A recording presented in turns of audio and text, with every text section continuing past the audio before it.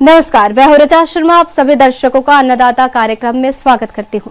किसान का जीवन बहुत मुश्किल होता है। वो अपने खेतों में लंबे समय तक काम करता है, उसका ध्यान सदैव फसल में ही लगा रहता है। वो अपनी कड़ी मेहनत की ताकत पर अपना जीवन व्यतीत करते हैं। ऐसे ही किसानों की प्रगति के लिए हम खेती बाड़ी से जुड़ी कुछ महत्वपूर्ण जानकारियां आप तक लाते हैं।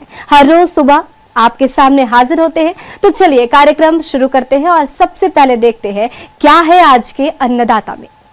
मूंगफली की बुआई बहुत से किसान भाइयों ने की होगी। उनकी फसल इस समय बढ़वार की अवस्थाओं पर है। इसकी आगे भी अच्छी बढ़वार हो सके, इसके लिए संतुलित उर्वरकों को डालना जरूरी होता है।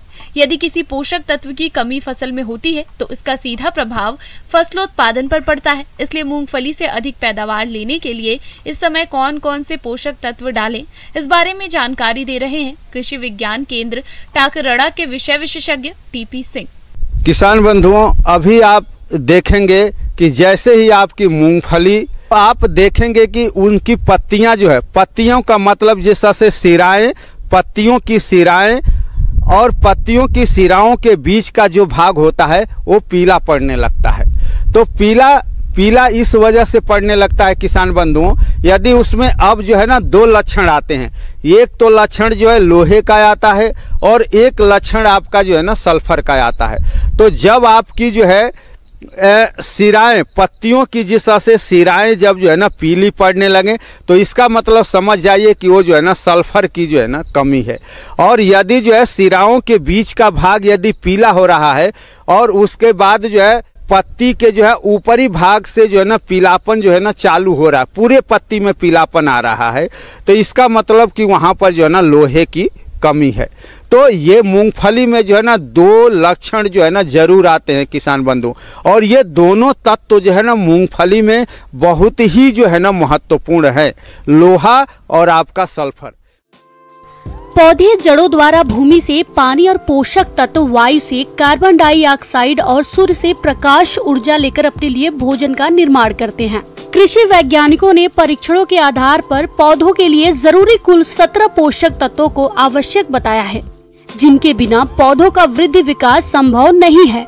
ऐसे में जरूरी है कि मिट्टी जांच के आधार पर संतुलित मात्रा में पोषक तत्वों को खेत में डाला जाए, तभी पौधों का जीवन चक्र पूरा होगा और फसल से अधिक पैदावार मिलेगी। अब लोहा का देने का ये तरीका है कि यदि आप जो है फेरस सल्फेट, आप जो है 10 किलो की पैकिंग आती है, उसको आप जो है मूंगफली की बिजाई के समय आप जो है 10 किलो प्रति हेक्टेयर, मतलब कच्चा 10 बीघा में 10 किलो आप जो है 1 किलो कच्ची बीघा के हिसाब से बिखेर करके और आप जो है ना हल चला करके फसल की बिजाई कर दीजिए। और दूसरा, यदि आपको सल्फर की पूर्ति करना है तो सल्फर के लिए आप जो है जिप्सम 25 से 30 किलो जो है कच्ची बीघा लेकर के आप जो है जमीन में फेंक करके और आप जो है हल चला करके फसल की बिजाई कर दीजिए। प्रदेश के जिन किसान भाइयों ने मूंगफली की बुआई कर दी है और किसी कारणवश संतुलित मात्रा में पोषक तत्वों को बुआई के समय नहीं डाल पाए हैं और उनकी खड़ी फसल में तत्वों की कमी के लक्षण दिखाई दे रहे हैं, तो इसके लक्षणों के अनुसार सही पहचान करके समय रहते पूर्ति करके फसल से अच्छी पैदावार ले सकते हैं। तो खड़ी फसल में कौन सा पोषक तत्व कितनी मात्रा में डालें जिससे फसल की बढ़वार अच्छी हो सके, वह इस प्रकार से है। मान लीजिए कि यदि आप जो है शुरू में आप जो है फेरस सल्फेट या सल्फर के लिए जिप्सम आप यदि आप नहीं दे पाए हैं तो आप क्या कि जो फसल में आपके पीलापन जो है आपको दिख रहा है, तो आप क्या कीजिए कि फेरस सल्फेट जो है वाटर सॉल्युबल आता है, तो उसको क्या कीजिए कि आप जो है टंकी में जो है अपने 15 लीटर की टंकी में 5 ग्राम से 7 ग्राम जो है प्रति लीटर वाटर के हिसाब से आप उसमें 15 लीटर में मिक्स करके और आप उसको पानी छिड़काव आप जो है ना कर दीजिए, तो आयरन की कमी जो है ना दूर हो जाएगी आपकी। इसी तरह से आपकी 25 से 30 दिन की फसल है, सल्फर की कमी दिख रही है, तो सल्फर में भी वाटर, पानी में घुलनशील जो है सल्फर आता है, जैसे ही पानी में डालेंगे वो घुल जाएगा, उसको आप जो है प्रति लीटर पानी में मिला करके और आप उसको घुलनशील आता है उसको पानी में मिलाकर 15 लीटर के टंकी में ले करके और आप उसका जो है ना पानी जो है ना छिड़काव कर दीजिए, तो आप सल्फर की कमी से भी आपका दूर हो जाए। जब मूंगफली में जो है जब दाना बनता है, जब पोड फॉर्मेशन जो होता है, मतलब जब दाना बनने का जो समय होता है, उस समय तो सल्फर और कैल्शियम का बहुत ही ज़्यादा जो है महत्वपूर्ण योगदान होता है। और उस समय तो आपके पोटास का भी बहुत बड़ा महत्वपूर्ण योगदान होता है। जब आपका जो है दाने मूंगफली में बन रहे हैं, 40 से 45 दिन की जब मूंगफली हो जाए, उस समय 40 से 45 दिन पर आप क्या कीजिए कि आप जो है पोटास जो आपका पानी में जो घुलनशील आता है, उस पोटास को आप क्या कीजिए कि पानी में आप जो है पानी छिड़काव के रूप में आप पोटास का जो है ना स्प्रे जरूर कर दिया करें। तो जब आप पोटास का पानी छिड़काव कर देंगे तो आपका जो दाना मूंगफली में जब आप का दाना बन रहा है, तो उस समय जो आपका बहुत ही जो है महत्वपूर्ण ये जो है ना कार्य करेगा पोटास आपका। चलिए अब रुक करते हैं अगली कड़ी की ओर। तुलसी के पौधों में कई तरह से औषधीय गुण पाए जाते हैं, जिससे यह पौधा लगभग अधिकतर घरों में देखने को मिल जाता है। तुलसी की पूजा होती है। तुलसी के सभी भागों जैसे जड़, पत्ती, तना, फूल और बीज का इस्तेमाल किसी न किसी रूप में किया जाता है और इसकी व्यावसायिक खेती करके किसान कम समय में लाखों की आमदनी कमाते हैं। तो चलिए तुलसी की खेती के बारे में विस्तार से जानते हैं। वैसे तो कहा गया है कि जिससे किसी की तुलना नहीं की जा सकती है वही तुलसी है। तुलांग अस्यतीति नास्यतीति इति तुलसी, यानी यह ऐसा पौधा है जिसे बहुत से बहुत गंभीर बीमारियों में भी इसका उपचार किया जाता है। साथ ही घरेलू उपचार के लिए और जो अभी मार्केट में इसके अनेक असंख्य प्रोडक्ट आ रहे हैं। तुलसी की उपयोगिता को देखते हुए इसकी खेती को बढ़ावा दिया जा रहा है। आज तुलसी की कई उन्नत किस्में आ गई हैं, जिनमें बहुत सी विशेषताएं हैं और बाजार में इनकी अच्छी मांग भी है। इसकी खेती से आज किसान अच्छा मुनाफा कमा रहे हैं। इसकी खेती करने से पहले बाजार की व्यवस्था सुनिश्चित कर लें। इसकी जानकारी के लिए केंद्रीय औषधि और सुगंधित पौष संस्थान लखनऊ में संपर्क करें या नजदीकी कृषि विभाग में संपर्क करें। अभी जैसे तुलसी के लिए जो पवित्र तुलसी है, ओसिमम टेन्यूफ्लोरम, जिसका पहले ओसिमम सेंक्टम नाम है, उसमें सीम आयु और सीम आंगन, ये दो प्रजातियां जो central institute of medicinal and aromatic plant Lucknow जो CSIR की संस्थान है, उन्होंने बहुत पहले से रिलीज़ किया हुआ है। यह काफ़ी उपयोगी है। इसके लिए मिट्टी, दोमट मिट्टी ज़रूरी है। इसमें जल जमाव बिल्कुल ही नहीं होना चाहिए। और आप नर्सरी का जो बीज है वो पहले बेड में तैयार करना है। बेड आप अपनी सुविधा के अनुसार घटा बढ़ा सकते हैं, लेकिन जितना बेड आपका रहेगा उसी अनुसार से बीज की उसमें पहले सीडलिंग तैयार करने के लिए बुआई की जाती है। अगर आप 15 फीट 4 और 9 फीट के माप का आप बनाते हैं तो उसके लिए आपको अलग से अलग अलग बीज लगेंगे। और अगर किसी कारणवश उतने बड़े बेड आप नहीं बना पा रहे हैं तो वैसी परिस्थिति में आप बेड को कम भी कर सकते हैं और आप अपनी अच्छे तरीके से बुआई कर सकते हैं। और इसमें क्या है कि जब आप नर्सरी आपका तैयार हो जाता है तो कुछ दिन के पश्चात जब उसमें 5, 6, 7 पत्तियां निकलने लग जाएं तो फिर उसका पौधारोपण किया जाना चाहिए। साधारणतया 6 सप्ताह पुराने जिसमें सीडलिंग आ गए हैं उसको आप 40 सेंटीमीटर से 50 सेंटीमीटर अथवा 50 सेंटीमीटर से कहीं कहीं बताया जाता है कि ज़्यादा के स्पेसिंग में भी आप लगा सकते हैं, लेकिन 40 सेंटीमीटर से कम की स्पेसिंग इसमें प्रयुक्त ना की जाए।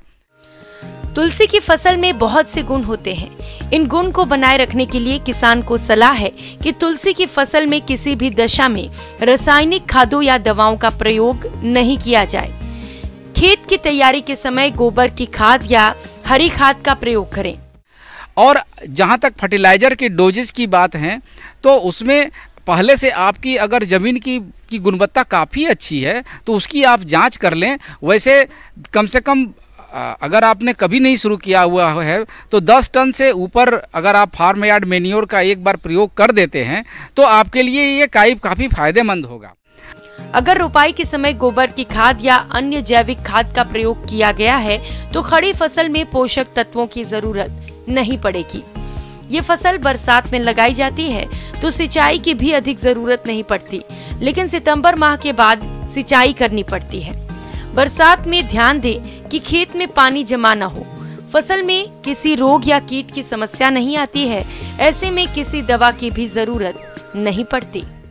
और कम से कम 5-6 महीने के बाद ये फसल में पत्तियां जो है अच्छे तरीके से मैच्योर हो जाती हैं और उस पत्तियों के में जितने ज़्यादा चमकीलापन आपको दिखाई पड़ने लगेगा, समझ में आना चाहिए कि पत्तियां मैच्योर हो रही हैं और उसमें अधिक से अधिक एसेंशियल ऑयल जो है इसका भरपूर मात्रा में मिलने की संभावना है। तब आप हार्वेस्टिंग करें और यह पीरियोडिकल हार्वेस्टिंग होगी, लेकिन साथ ही साथ खरपतवार का आपको पूरा ख्याल रखना होगा कि वहाँ किसी प्रकार के खरपतवार ना हो और किसी प्रकार के केमिकल का भी छिड़काव के लिए हम मनाही करते हैं, क्योंकि ऑर्गेनिक कल्टीवेशन जैविक खेती में इस बात का को पूरा ध्यान रखना होता है कि किसी भी प्रकार से उनके जो रासायनिक या अवयव हैं, उनके जो नेचुरल कंपोनेंट हैं, उसको किसी प्रकार से क्षतिग्रस्त वो ना हो। और जब आप हार्वेस्टिंग करते हैं तो 6 घंटे के भीतर ही पत्तियों का एसेंशियल ऑयल निकालने की प्रक्रिया आपको जारी कर देनी चाहिए। और बाद में अगर आपने बीज के लिए पौधा छोड़ा हुआ है तो बीज का अलग मार्केट है, पत्तियों का अलग मार्केट है। और ऑर्गेनिक तुलसी का एक टी के रूप में भी फार्मिंग स्टार्ट हुई है। फिर इसके यूजिनॉल कंपोनेंट तेल के लिए भी तो थोड़ा सा आपको और भी वैज्ञानिक अनुसंधान करने की ज़रूरत है।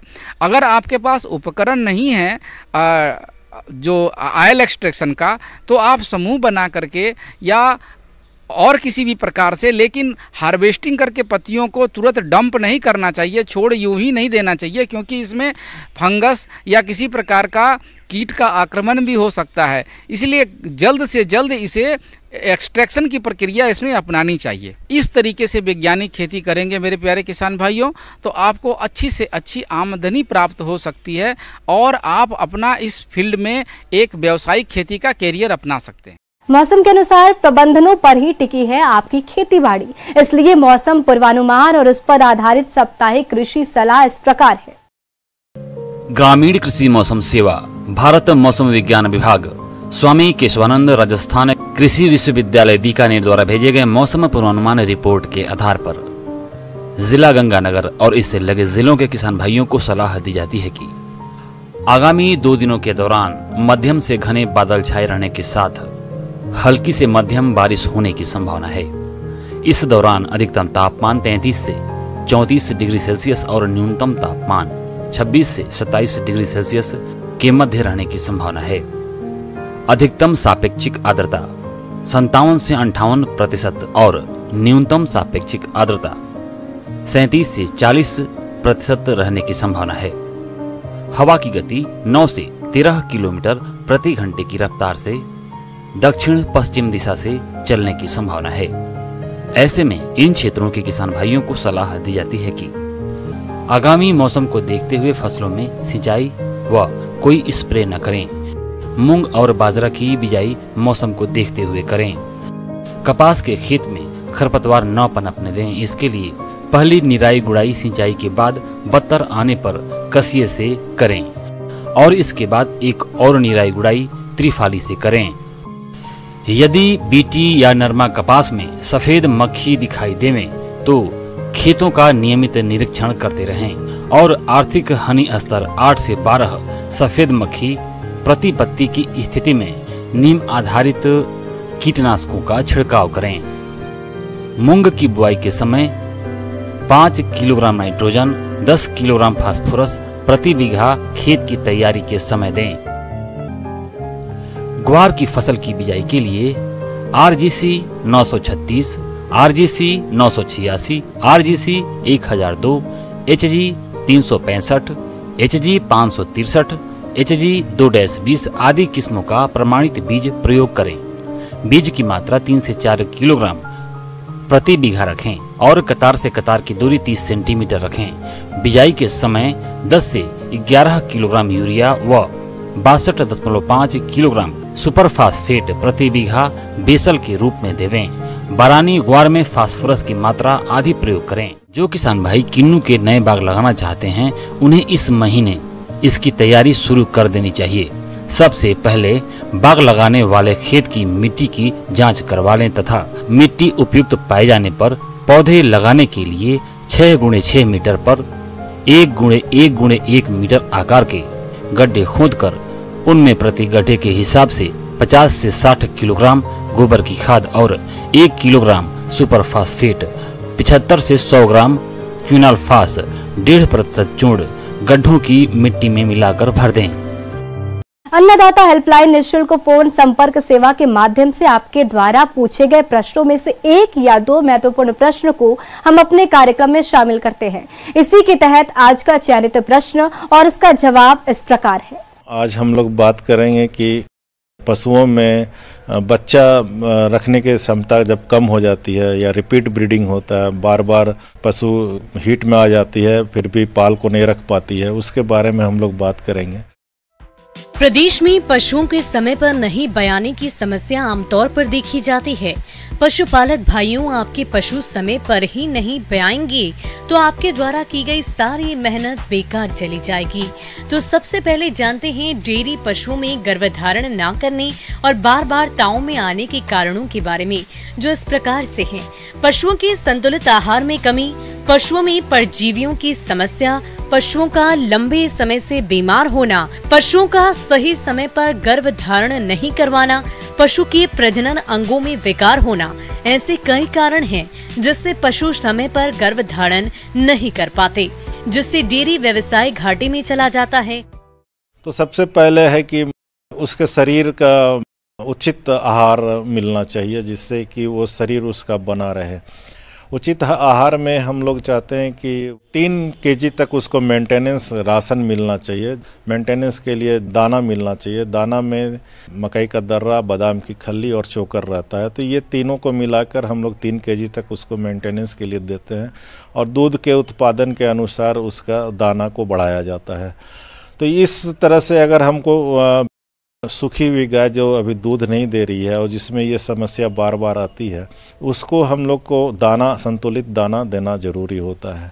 लेकिन इसके साथ साथ में हम लोग को ये देखना पड़ता है कि ये पाल क्यों नहीं रख रही है। तो उसमें होता है कि कीड़े की दवाई हम लोग कब दिए हैं।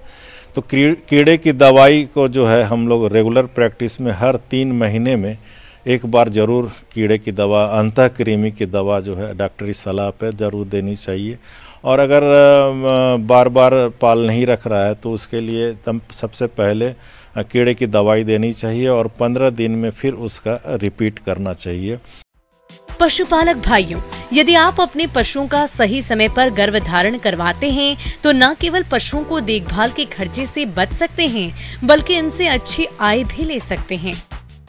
एक चीज़ और पशुपालकों को ध्यान देने की आवश्यकता होती है कि बच्चा जब बढ़िया से हो जाए तो उसका झाड़ बढ़िया अपने तरह से गिर जाना चाहिए, उसमें हाथ नहीं लगाना चाहिए या घींच घाच नहीं करनी चाहिए। अगर बच्चा फंस गया है तो उचित डॉक्टरी सलाह लेकर उसको उचित तरीके से बाहर निकालें और उसके बाद दवा ज़रूर बच्चेदानी में डालें जिससे कि आगे इन्फेक्शन नहीं हो। ये एक बहुत बड़ा कारण होता है जिसके इन्फेक्शन रह जाती है, बीमारी अंदर रह जाती है और जिससे बच्चा पाल मवेशी लोग नहीं रख पाते हैं।